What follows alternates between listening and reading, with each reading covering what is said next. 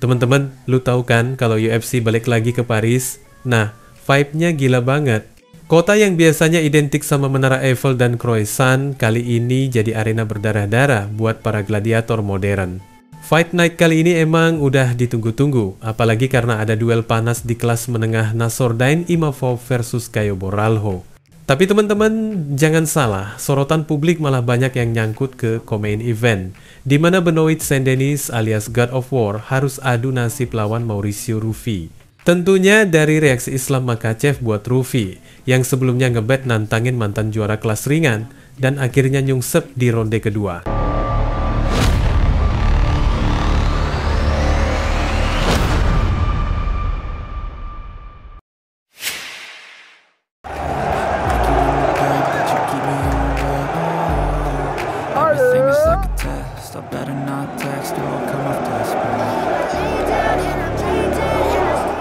Dari awal, hype pertarungan ini emang udah gede banget. Ruffi datang bawa modal nama besar, banyak penggemar yang percaya dia calon bintang baru kelas ringan.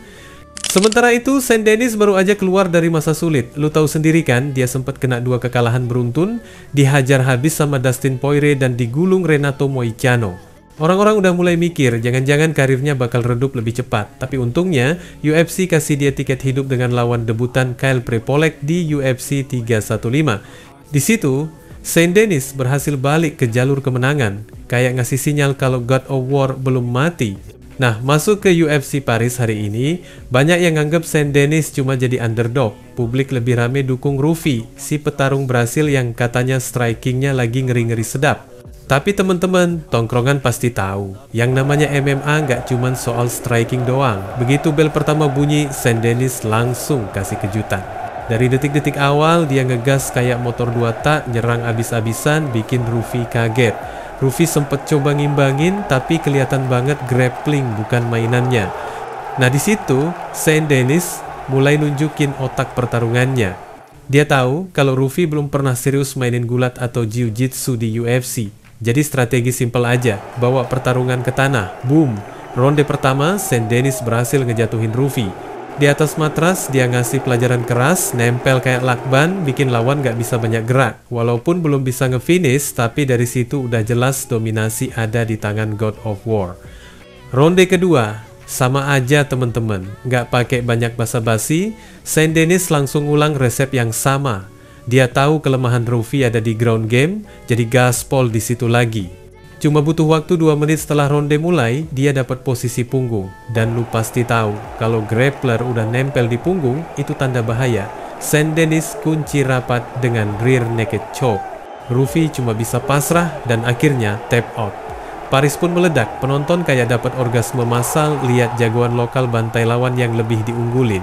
Nah, yang bikin makin rame, Islam Makhachev ikut nimbrung komentar. Si mantan raja kelas ringan ini emang terkenal nggak bisa diem kalau ada nama baru coba-coba nantang. Apalagi sebelumnya Ruffi sempat lempar tantangan ke Makhachev buat perebutan sabuk. Jadi pas lihat performa Ruffi di Paris, Makhachev langsung nyindir. Katanya, dari awal udah kelihatan Ruffi itu minim grappling, kalah mental begitu dibawa ke tanah. Menurut Makhachev, Ruffi harusnya latihan lebih keras dan jangan kebanyakan bacot kalau mau serius di UFC. Intinya, dia nganggap Ruffi masih jauh banget dari level elit.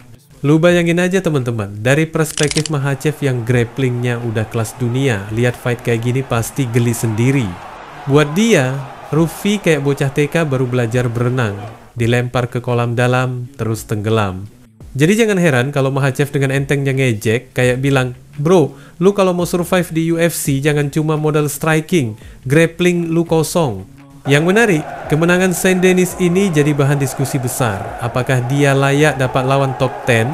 Banyak yang ragu, soalnya walaupun performa lawan Ruffi keren, tapi Ruffi sendiri bukan nama besar di ranking. Kalau langsung dilempar ke papan atas, bisa jadi terlalu cepat. Tapi kalau ngomong momentum, sekarang waktu yang tepat buat Saint-Denis naikin level. Ada nama Grant Dawson yang lagi naik daun, dengan 3 kemenangan beruntun dan udah nangkring di peringkat 14 kelas ringan. Pertarungan lawan Dawson kedengarannya masuk akal banget buat ngetes seberapa jauh Saint-Denis bisa melangkah. Jadi teman-teman, intinya gini, Saint-Denis sukses bikin publik Paris bangga. Ruffi kena reality check, dan Makhachev sekali lagi nunjukin aura bosnya dengan nyindir junior yang sok-sokan nantang dia. Drama kayak ginilah yang bikin UFC nggak pernah bosenin. Lu nggak cuma nonton tarung, tapi juga ikut larut di drama antar petarung. Kayak nonton sinetron, cuma bedanya yang main bukan aktor, tapi orang beneran yang berantem sampai berdarah.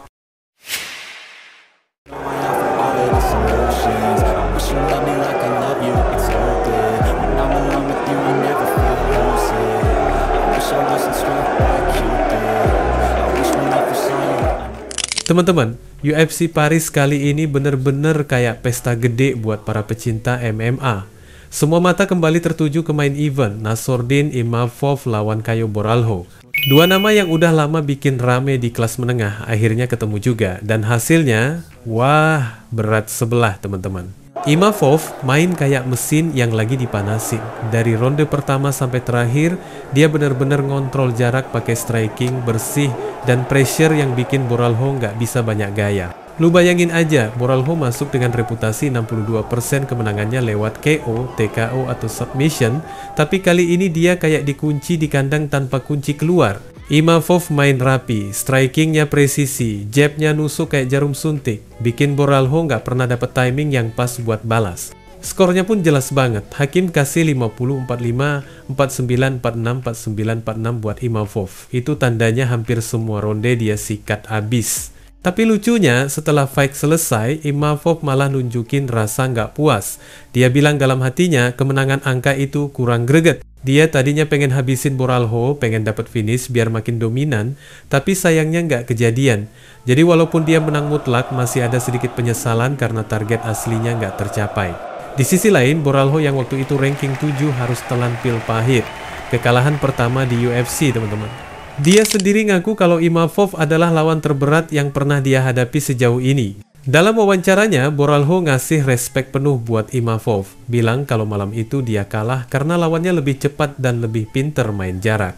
Dia juga sempat bilang kalau dia berusaha bikin fight ini seru, biar fans puas. Jadi dia nekat adu striking sama salah satu striker top dunia.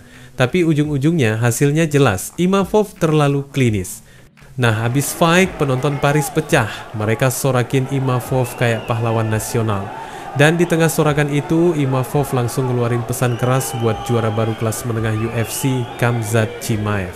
Dia teriak dengan penuh percaya diri, seakan dunia harus tahu bahwa dia siap jadi penantang berikutnya.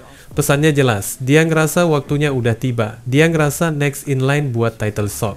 Tapi teman-teman, drama nggak berhenti di situ. Sang raja baru, Khamzat Chimaev, ternyata nimbrung juga di media sosial. Dia nggak langsung bilang kalau Imavov bakal jadi lawan berikutnya, tapi dia kasih respon singkat. Dia cuma ngucapin selamat dan salam singkat. Walaupun kelihatan dingin, itu udah cukup bikin dunia MMA makin panas. Soalnya, jarang-jarang Chimaev ngerespon petarung lain. Artinya, walaupun nggak janji apa-apa, minimal nama Imavov udah nyampe ke meja makan sang juara. Sekarang pertanyaannya, siapa sebenarnya yang bakal dapat kesempatan pertama rebut sabuk dari Chimaev? Imavov jelas punya momentum, abis ngalahin Borralho dengan dominasi mutlak. Tapi ada juga Reinier the Reader yang jadi ancaman besar di kelas menengah. Banyak yang bilang duel antara Imavov dan RDR bisa jadi eliminator. Kayak gladiator adu nasib buat nentuin siapa yang benar-benar pantas jadi penantang. Teman-teman, UFC Paris ini buktiin lagi kenapa MMA itu gila. Satu malam bisa ngebalik ekspektasi banyak orang. Imavov naik ke level baru, Borralho harus bangkit dari kekalahan, dan Chimaev tetap jadi bayangan besar di atas semuanya. Pertanyaan yang ngegantung sekarang, siapa yang bakal jadi orang pertama yang berani ngelangkah ke kandang buat nyoba jatuhin monster tak terkalahkan bernama Khamzat Chimaev? Apakah Imavov sang pahlawan Paris? Atau RDR, grappler elit yang lagi menunggu giliran? Jawabannya tinggal tunggu waktu, teman-teman. Dan kita semua bakal jadi saksi gimana singgasana kelas menengah UFC diuji lagi. Wassalamualaikum warahmatullahi wabarakatuh.